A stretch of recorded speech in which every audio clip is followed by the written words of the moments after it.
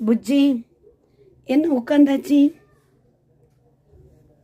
சுகம் ஆயிட்டான். ரொம்ப ரஃப் ஆகிட்டுடாவாங்க. இங்கே பாருங்க, பார்த்தாலே தெரியும் ரொம்ப ரஃப் ஆகிட்டா. அடி கடி எல்லாம் பட்டு.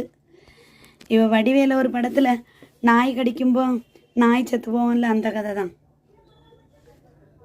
இவரை பாருங்க, ராஜா தோரணை. இங்கே பாருங்க, ராஜாத்தி குட்டிய.